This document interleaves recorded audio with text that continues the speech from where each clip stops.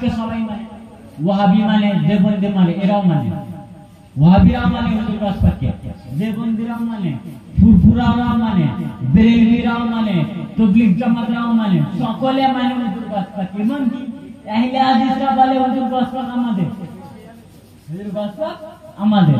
তো হুজুর গাছ পাক মাতম পাকের দলিল দিয়েছেন নাকি? তার বুনিয়াতুল তালিবিন কিতাব পৃষ্ঠা নম্বর 482, এটা উর্দু পৃষ্ঠা, আর যেটা আরবি পৃষ্ঠা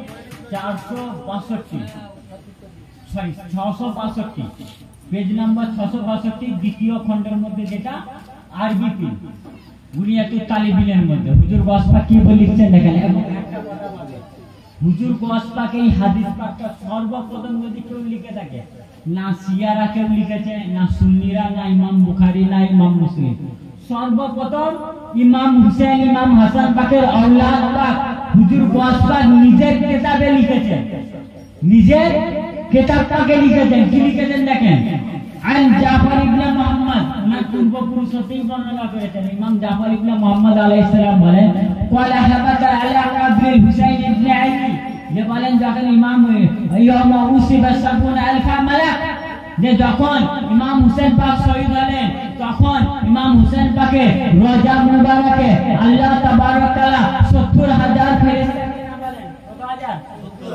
70,000 ফেরেশতাকে নিয়ে বলেন, কিসের জন্য?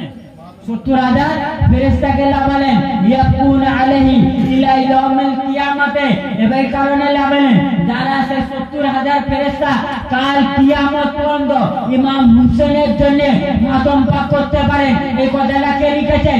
কথা বলেন, এই কথাটা এই হাদিস পাকটা কে লিখেছেন? হুজুর গাছ পাক। কোন কিতাবে লিখেছেন? বুনিয়াতুত তালিবিন। কি বললেন? এক দুটো নয়, তিনটে নয়, 100, 200, 400 নয়, 70,000 ফেরেশতা ইমাম হুসেন পাক শহীদ হয়েছেন। সেই দিন থেকে নিয়ে কাল কিয়ামত পর্যন্ত হুজুর ইমাম হুসেন পাকের মাজার পাকে মাতম পাক করছে। তার মানে কি হুজুর গাছ পাক কি আকীদা দিচ্ছে জানেন? হুজুর গাছ পাক আকীদা দিচ্ছেন, শোনো শোনো, এই আমার মুরিদ, তোমাদের যদি কেউ মাতম পাকের বিরোধিতা করে, তোমাদের সামনে যদি কেউ বলে মাতম পাক হারাম, তোমরা ভয় পাবে না, আমি হাদিস পাক দিয়ে দিয়েছি।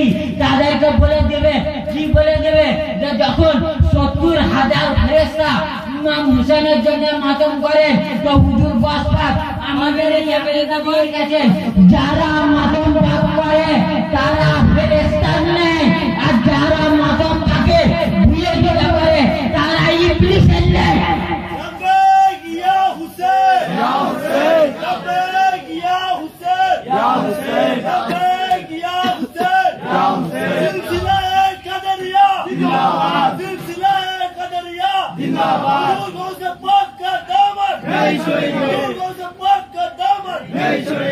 বললেন 70,000 যখন ফেরেশতা মাতম করে, তো মাতম করা কাদের কাজ?